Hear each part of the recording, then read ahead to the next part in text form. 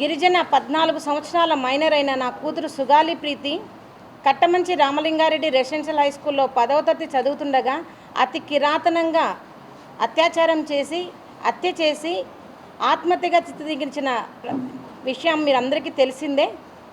ఆ విషయంకై నేటి వరకు 8 సంవత్సరాలుగా ఒక కుంటిదాన్నైన నేను పోరాటం చేస్తూనే ఉన్నాను. మరి ఇప్పటికీ కూడా న్యాయం అనేది ఏ కోశాన జరగడం లేదు.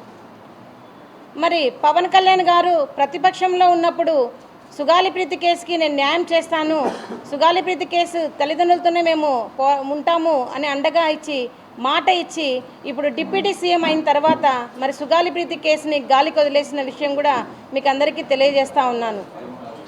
మరి ప్రతిపక్షంలో ఉన్నప్పుడు అంతగా మాకు అండగా ఇచ్చిన మరి జనసేనాని గారు మరి ఈరోజు ఎందుకు సుగాలి ప్రీతి కేసు గురించి పట్టించుకోవడం లేదో ఈ మీడియా తరఫున నేను ప్రశ్నిస్తాను అన్నగారిని. అన్న, మీరే మాకు మాట ఇచ్చారు, ఖచ్చితంగా కూటమి ప్రభుత్వం వస్తుంది, ప్రభుత్వం వచ్చిన ఫస్ట్ సంతకమే సుగాలి ప్రీతి కేసు అన్నారు. మరి మీరు వచ్చి కూడా అధికారంలోకి 14 నెలలు పూర్తి అయినా కూడా ఇప్పటి వరకు కూడా సుగాలి ప్రీతి కేసులో ఏ విషయం కూడా ముందుకు సాగలేదు. మరి ఎందుకు ఇంత వ్యత్యాసం అని నేను అడుగుతా ఉన్నాను. మరి పవన్ కళ్యాణ్ గారికి నేను ఒకటే సూటిగా అడుగుతున్నాను. మరి రేపు సెప్టెంబర్ 4వ తేదీన అసెంబ్లీ సమావేశాల్లో ఖచ్చితంగా సుగాలి ప్రీతి కేసు గురించి చర్చించాలి. మరి ఖచ్చితమైన నిర్ణయం తీసుకొని మరి కేంద్రం మీద ఒత్తిడి తెచ్చి సిబిఐకి అప్పగించాలి నా కేసుని, లేదా కనీసం ప్రత్యేక బృందంనైనా వేసి సిట్టుతో అయినా నా కూతురి కేసుకి హంతకులు ఎవరినో మీరు శిక్షించాలి అని కోరుతా ఉన్నాను. మరి అదేవిధంగా మరి ఈరోజు సేనాని గారు మరి సేనాతో సేనాని అని మీరు ఒక విస్తూర్ణమైన కార్యక్రమం పెట్టారు. మరి సుగాలి ప్రీతి కేసుకు మాట ఇచ్చి ఎందుకు మరిచారని నేను అడుగుతా ఉన్నాను. మీరు ఎందుకు కేంద్రం మీద ఒత్తిడి తెచ్చి సిబిఐకి నా కేసును ఇప్పించలేకపోతున్నారని మేము ప్రశ్నిస్తూ ఉన్నామన్నా. మరి అదేవిధంగా డిప్యూటీ సీఎం పవన్ కళ్యాణ్ గారు చెప్పినప్పుడు హోమ్ మినిస్టర్ అనిత గారి దగ్గర కూడా వెళ్ళి మా బాధను చెప్పుకోవడం జరిగింది. మరి హోమ్ మినిస్టర్ గారు మరి శ్రీకాంత్ అయిన జీవిత ఖైదీకి పెరోల్ ఇచ్చే విషయంలో చాలా బిజీగా ఉన్నారు. మరి సుగాలి ప్రీతి కేసు అసలు కనపడడం లేదు. ఎందుకు ఇంత నిర్లక్ష్యం అని అడుగుతాను. మరి మీరైతే కనుక మాట ఇచ్చిన ఎమ్మెల్సీ అనంతబాబు డ్రైవర్ హత్య కేసులో మరి ఎంత చొరవ తీసుకొని మీరే వాళ్ళ ఇంటికి వెళ్ళి మరి పరామర్శించి ప్రత్యేక బృందాన్ని వేసి మరి మీరు ప్రత్యేక విచారణ అధికారిగా వేసి ఈ సమయంలో ఈ కేసు అయిపోవాలని చెప్పారు. మరి గుర్తుందా అనిత గారు, నేను ఈ కుంటిదాన్నైనా నేను మీ ఆఫీస్ చుట్టూకు వచ్చి మరి గంటలు నా కేసుకు జరిగిన అన్యాయం గురించి వివరించాను. మరి ఆ వివరణ అంతా మీకు ఎక్కడ వెళ్ళిందని అడుగుతా ఉన్నాను.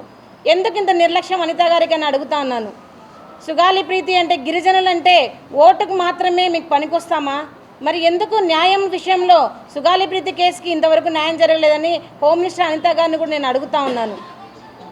మరి రాబోయే కాలంలో ఖచ్చితంగా సుగాలి ప్రీతి కేసుకి న్యాయం జరగకపోతే ఖచ్చితంగా మేము గవర్నర్ని అపాయింట్మెంట్ తీసుకొని గవర్నర్ గారికి కూడా మాకు జరిగిన అన్యాయాలు అక్రమాల గురించి కూడా మేము గవర్నర్ గారికి తెలియజేసుకొని న్యాయం కోసం మేము గవర్నర్ గారిని అర్జిస్తామని చెప్తున్నాను.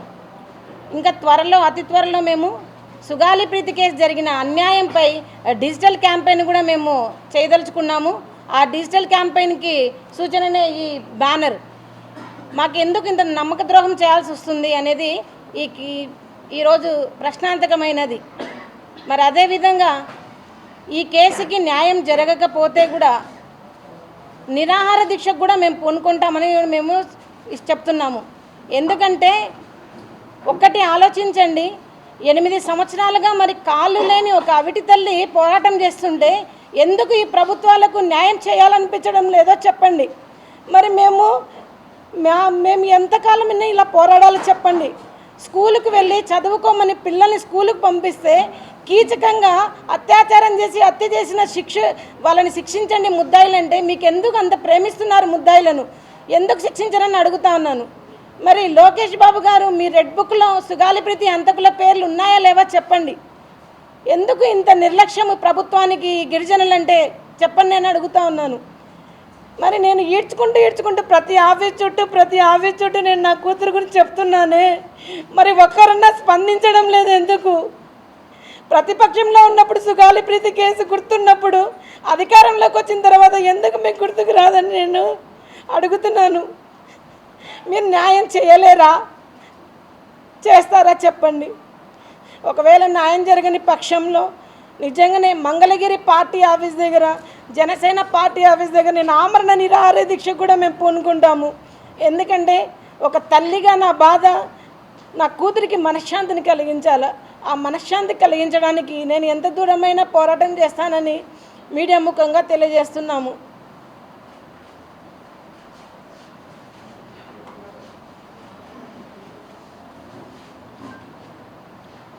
ఇప్పుడు వేల్పుల జ్యోతి అక్క గారు, డిపిఎఫ్ లీడర్ గారు మాట్లాడతారు ఈ కేసు గురించి.